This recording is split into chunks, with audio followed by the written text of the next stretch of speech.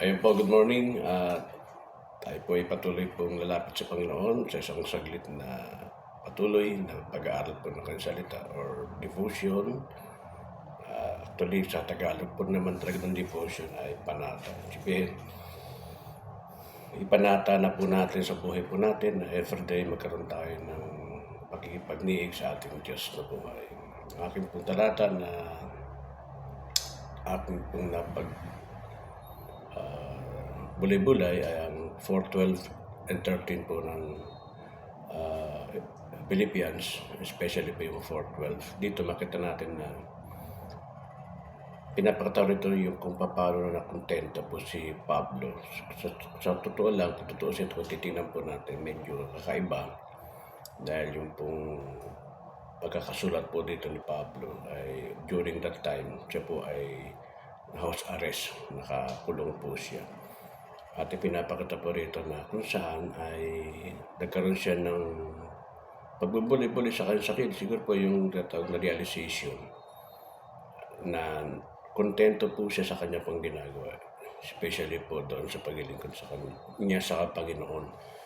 Actually, mahirap po yun. Kung titignan po natin tayo, talagang kung ang mga karasan po natin, hindi minsan may mga pagkakataon, hindi po tayo kontento. Napakahirap po itong hanapin o gawin.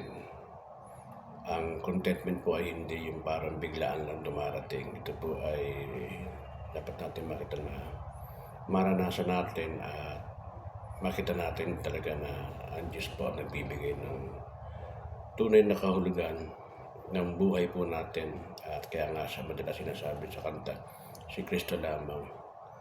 At yun po, no? Patuloy lamang po tayong magkaroon ng pagkakataon na ma-meet po natin yung desire po ng puso natin na kung sakali man po may mga pagkakataon sa buhay na diskontento po tayo, mas mabuti po na lumapit po tayo sa ating Panginoon. Yung discontentment po talaga nariyan talagang kung minsan yun po ang bali nagbibigay po ng panghihina at nagbibigay po ng mga struggle, stress po sa buhay po ng mananampalataya. And especially din po yung mga hindi mananampalataya. Kasi doon po yun nagsisimula na ang pagkakasala at nakakompromiso po ang kanyang sarili at ang kanyang pong paniniwala at pananampalataya. Doon po sa parting ma-discontentment siya, yung ma-discontento na po siya. And eventually, kahit man po may mga pagkakataon na tatatawin mo po ang iba, sabi mo, kontento ka na ba sa iyong kalagayan?